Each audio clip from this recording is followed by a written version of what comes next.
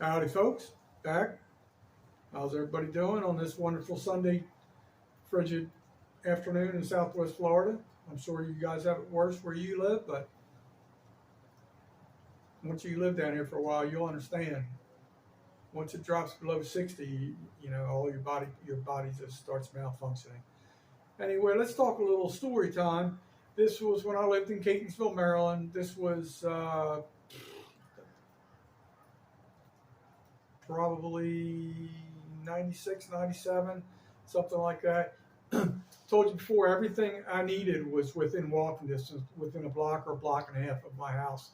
There was a gas station, there was a barber shop, there was a liquor store slash bar, there was a pizza shop.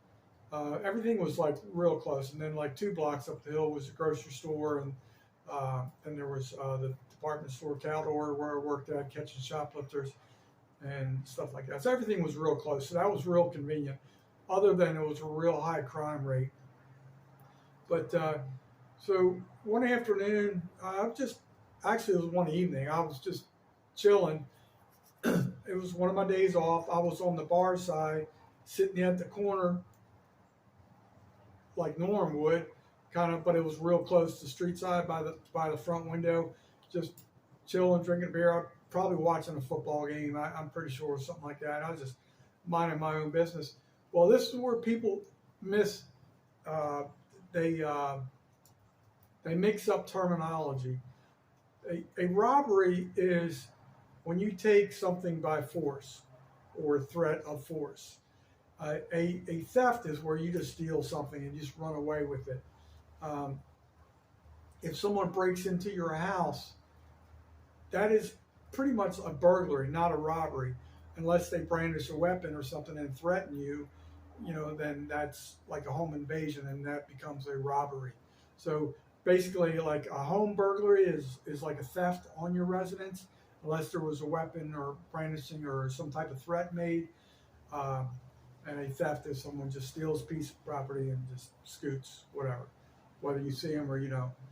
But so at the very last unit at the end of this little tiny strip mall was a little tiny Baptist church, and right next door was the pizza shop.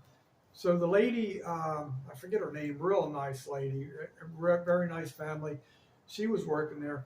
Well, she calls down to the liquor store and tells Kevin, who's the owner's son, who was kind of like the main manager, that she was just robbed.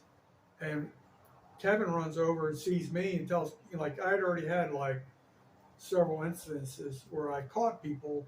I'm not tooting my own horn, just like I have that defective part in my brain where something's wrong. I react to it, and you know, could have gotten me killed, especially in this instance. It really could have gotten me killed.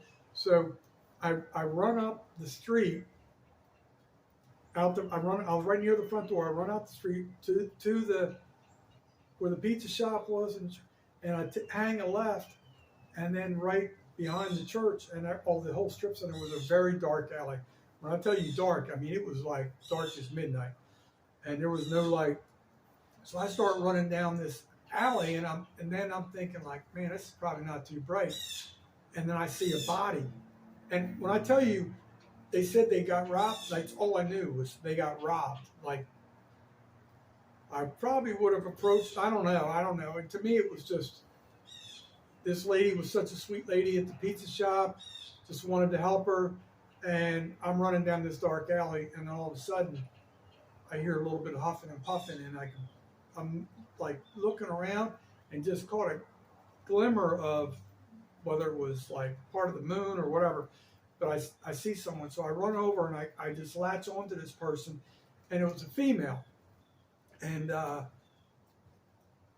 she had apparently stolen like the big tip jar, like one of those big plastic jugs for like pretzels or whatever, and I think it had been secured to the counter, but somehow she ripped it off and ran down, So I ended up catching her, and she was a heroin addict, and so it was kind of like scary because it was not one of my smarter decisions when someone tells you they were robbed, in in theory, it's supposed to be with a weapon.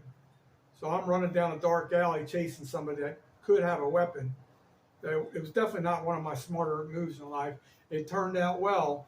The lady got apprehended. Her Baptist family was in church praying and doing all that stuff, and but she had a serious heroin addiction, and I guess she told them she was going to go out and smoke or what, and then she just saw the opportunity to get some free cash or whatever. And anyway, so that's that. There was many episodes. I know I had 5 stories, so I know I've nailed out 3, and I have another one written down, number 4. And for the life of me, I still can't remember number 5, but they all happened within like 6 weeks of each other. So anyway, that's it. Just life and times of G Money living down in Baltimore. It was crazy. It was like the OK Corral every day living down there. Talk to you folks. Have a great weekend and go Cowboys.